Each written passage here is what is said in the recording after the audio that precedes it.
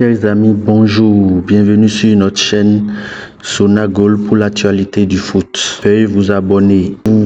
Je remarque qu'il y a beaucoup de personnes, vous êtes nombreux à regarder nos vidéos, à suivre les informations, à suivre l'actualité du foot sur notre chaîne.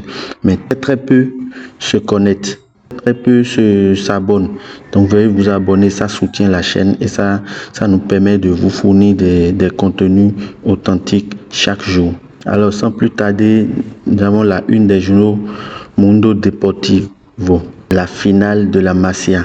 Pour dire qu'il y a plein de joueurs de la Masia qui sont sur cette finale. Nous avons minimum 8 joueurs du Barça qui officieront le dimanche pour cette finale. L'équipe titre, Michael Olise, une envie du Real. Michael Olise veut aller au Real. Est-ce que le Bayern l'acceptera? Un feuilleton à suivre avec attention. Lamine Yamal ressent une gêne aux ischios. Nous pouvons remarquer que hier à l'entraînement, il y avait Pedro Porro et Lamine Yamal qui étaient à l'écart du groupe. Ils faisaient des travaux spécifiques. Journalistes. Avec Lamine Yamal et Pedro Porro à l'écart, assis à côté des deux rondeaux, Luis de la Fuente s'est entretenu avec eux à 3 jours de la grande finale contre l'Argentine.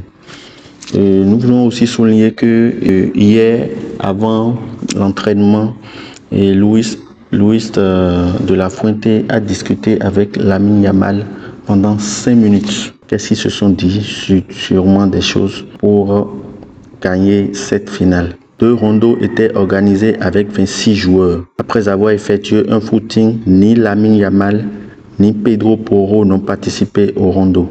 Les 2 joueurs sont restés assis au milieu des 2 ateliers où ils ont échangé avec le sélectionneur espagnol Luis de la Fuente à 3 jours de la finale de la Coupe du Monde face à l'Argentine.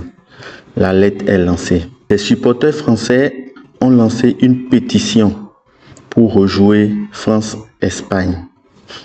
Ils justifient la pétition en écrivant: lors du pénalty accordé à l'Espagne, Lamine Yamal touche le ballon de la main.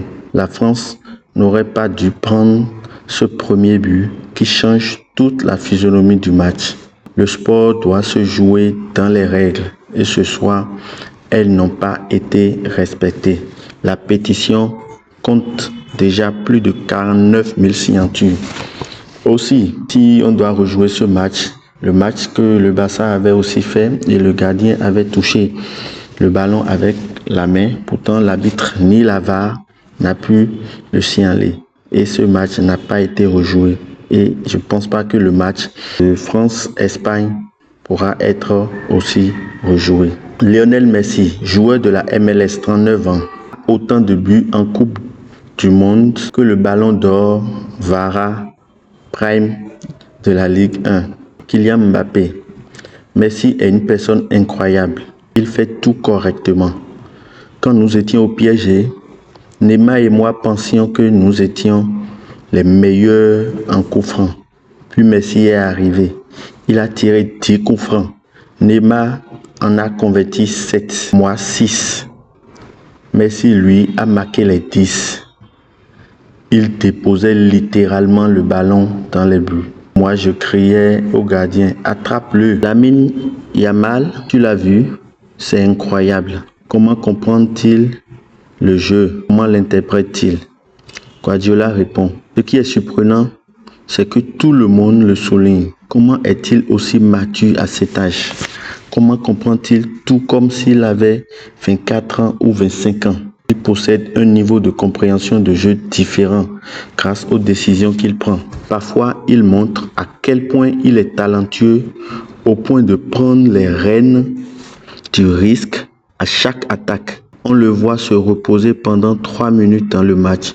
Puis il touche à nouveau le ballon, dribble rapidement, passe le ballon avec fluidité et ensuite c'est lui qui gagne le match. Il s'agit de comprendre le jeu à travers son application pratique. C'est vraiment stupéfiant. Nous, à Barcelone, Nous avons énormément de chance d'avoir trouvé un jeune joueur avec un avenir prometteur. Je ne dirais pas comme Léo. Je ne veux pas le comparer car pour moi, il n'y aura jamais personne au monde comme Léo.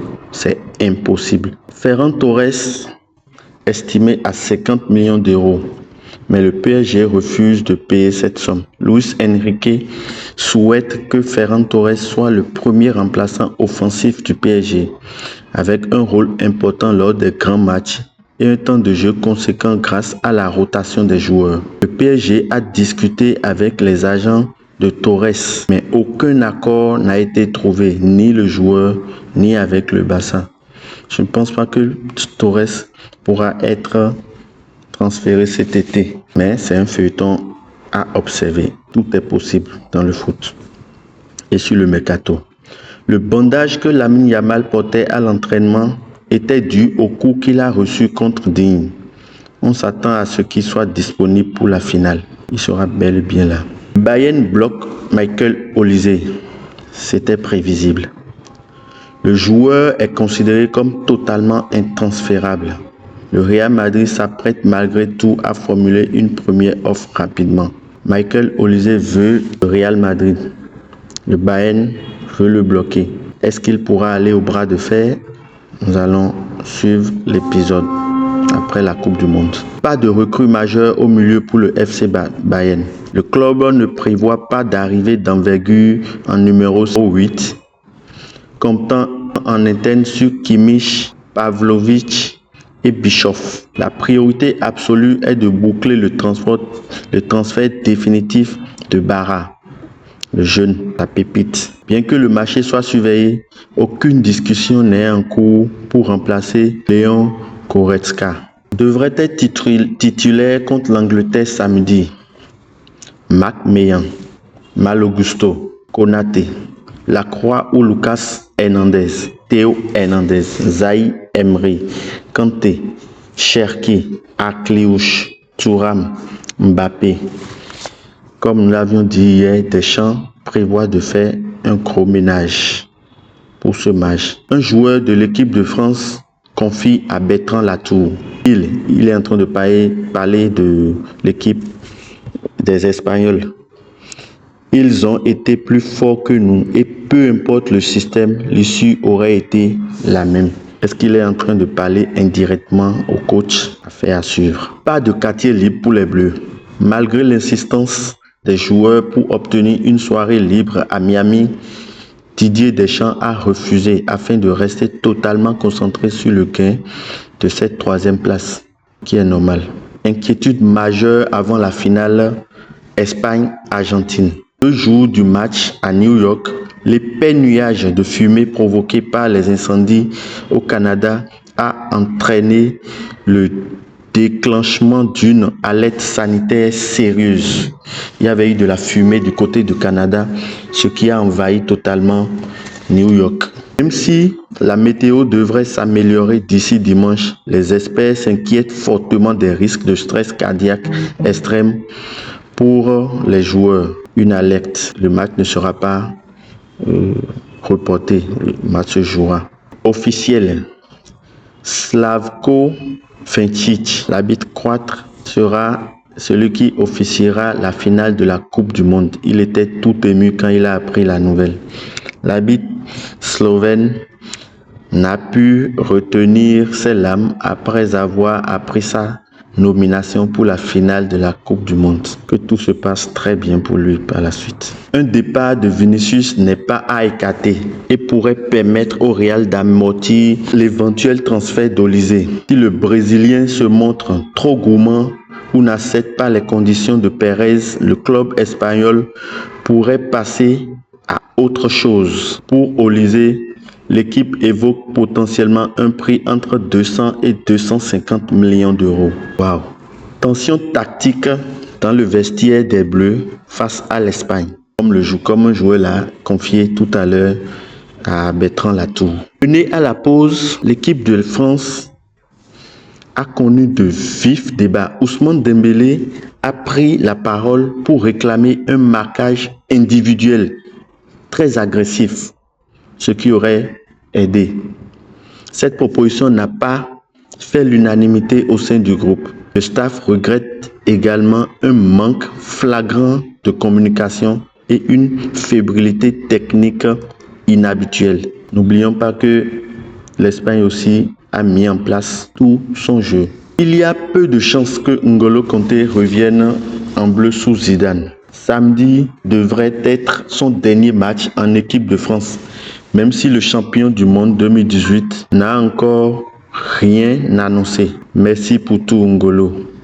T'as été immense et la France ne t'oubliera jamais. Très bon joueur. Dinguerie. William Saliba a joué toute la Coupe du Monde avec une fracture au dos. Mais comment c'est possible? L'équipe technique, les médecins du club ne peuvent pas dénicher, ne peuvent pas savoir qu'il avait une fracture au dos. Il a donc joué sous infiltration. Le triomphe de Messi à la Coupe du Monde a-t-il clos le débat historique sur le meilleur entre Messi et Cristiano? La légende John Terry répond: pour moi, il n'y avait pas de débat dès le départ. Messi est le meilleur. Qu'il ait remporté la Coupe du Monde ou non, ce sac a tranché cette discussion aux yeux de beaucoup. Ce qu'il a fait hier soir à 39 ans, franchement, j'aurais payé le prix du billet pour aller voir. Incroyable au sens le plus fort du terme. N'oublions pas que John Terry est un Anglais. Donald Trump remettra le trophée de la Coupe du Monde. La Maison Blanche a officiellement confirmé la présence du président américain ce dimanche au stade pour la finale. Il remettra lui-même la coupe au vainqueur pour clore ce tournoi co-organisé par les États-Unis. Journaliste, que pensez-vous de l'affrontement Lamine Yamal contre Lionel Messi? Pep répond: désolé, je ne peux pas comparer Yamal à Messi. Pour moi, un joueur comme Messi ne surgira plus jamais dans le monde. La dernière fois que Messi a affronté le champion d'Europe, l'adversaire était l'Italie, championne d'Euro. Messi a livré une performance impressionnante, conduisant l'Argentine à une victoire 3-0. Il a été élu MVP du tournoi. On verra bien ce qui se passera dimanche. C'est lunaire. La conférence de presse de la veille de finale de Coupe du Monde sera ouverte aux supporters en échange de 78 €. Wow. Ce n'est pas tout. Il faudra payer beaucoup plus cher pour prendre une photo avec deux stars présentes à la conférence. Il y aura Rio Ferdinand et il y aura Vozina, le gardien du Cap-Vert. Pour faire la photo avec Rio Ferdinand, il faut prévoir 148 €. Et pour faire la photo avec Vozina, il faut prévoir 100 €. Question toujours d'argent dans le football.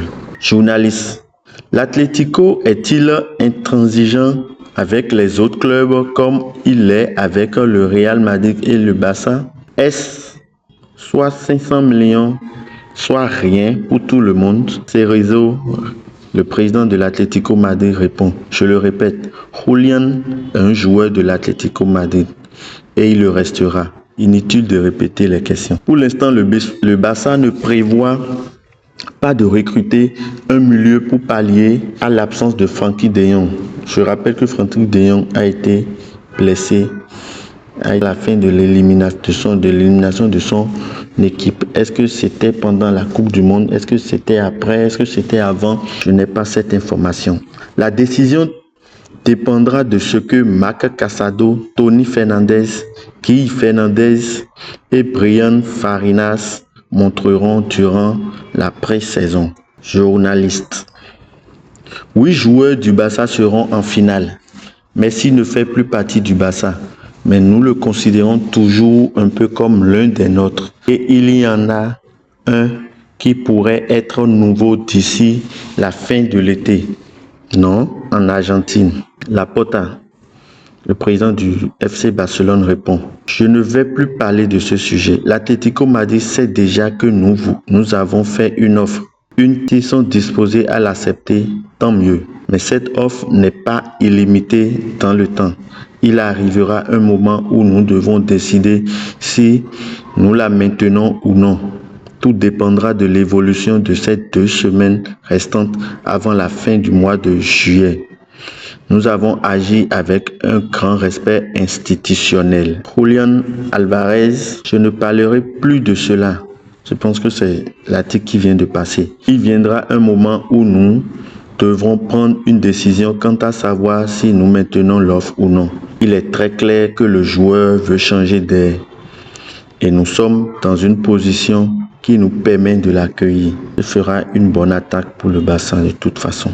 Tenta, l'agent de Nico Williams, est revenu sur l'intérêt du Barça l'été dernier. On a dit beaucoup de mensonges. On avait l'impression que tout valait quelque chose, mais on ne pouvait pas passer notre temps à démentir ce qui était publié chaque jour.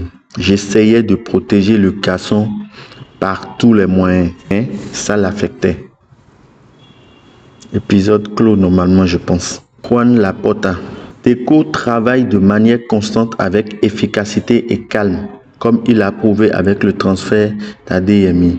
Et nous avons aussi vu cela avec Gordon, qui a marqué un but en demi-finale contre l'Argentine. Il est très rapide, travaille dur, presse de manière excellente. Et nous sommes satisfaits du travail de Deco.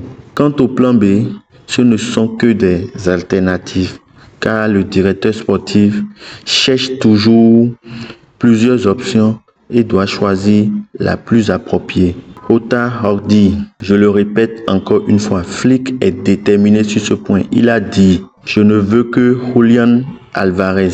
Pour Flick, Julián Álvarez doit être l'attaquant numéro 9 du FC Barcelone. C'est le joueur qu'il veut comme fer de lance du club FC Barcelone. Cerezo réaffirme que Julián Álvarez restera à l'Atlético Madrid. Tu me poses une question sur Julián Álvarez. Comment va Julián Álvarez? C'est un joueur de l'Atlético. Le journaliste reprend. L'autre jour, le président du FC Barcelone, Laporta, disait qu'il ne dansait pas au rythme de quelqu'un d'autre et que l'offre qu'il avait faite à l'Atlético Madrid était limitée. Est-elle désormais expirée? Cerezo reprend. Écoute, Juan Laporta est un bon ami, c'est un grand président et il sait très bien, comme vous tous, où Julián Álvarez jouera la saison prochaine. Journaliste, et où jouera-t-il? Doit-il demander pardon aux supporters? Peut-il leur dire qu'il veut partir pour réaliser son rêve ailleurs? Je pense, Cerezo reprend la parole et dit, je pense que dans la vie, nous faisons tous des erreurs. A simplement eu un petit moment d'égarement, c'est tout.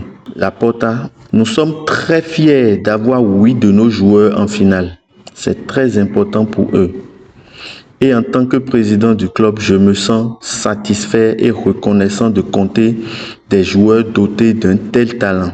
Au niveau des sélections nationales, c'est le meilleur match qu'on puisse voir, avec 2 styles différents. L'Argentine est plus féroce, tandis que la sélection espagnole joue de manière plus collective et avec un style proche de celui du FC Barcelone. C'est vrai. Les horaires confirmés pour la 2e journée de Liga pour le FC Barcelone. Dimanche 23 août à 21h à Martínez Valero contre Elche. La première journée de Liga, c'était le jeudi 27 août à 21h, Spotify Camp Nou. 3e journée, lundi 31 août, 21h30 au Camp Nou contre Rayo. La première journée, c'était contre l'Athletic Club. La 2e journée contre Elche. La 3e journée contre le Rayo Vallecano. Journaliste, pourquoi n'aviez-vous pas célébré le but de Torres? Simeone, Diego répond. Parce que j'ai vu Messi se préparer à entrer sur le terrain. Waouh. Merci à tous. Une dernière information. Lors de la CAN en 2025 au Maroc, le Sénégal a invité 17 marabouts. Alors là, 17 marabouts pour faire quoi? Nous continuons. Si Lionel Messi remporte cette Coupe du Monde, le débat du GOAT serait-il définitivement terminé? Donnez votre avis en commentaire, je vous lirai. Regardez cette image. Sur cette image où nous pouvons voir Pelé, Cristiano Ronaldo et Zinedine Zidane et Maradona. Sur cette image où nous voyons encore Lionel Messi debout, qui devrait se lever pour que Messi puisse s'asseoir. J'attends votre réponse en commentaire. Merci à vous pour l'attention et comme j'ai dit au début, veuillez vous abonner, abonnez-vous massivement et cela nous permet de vous produire très bonnes informations pour la suite et ça soutient amplement la chaîne. À bientôt pour la suite des informations sur Zona Goal. Je vous remercie.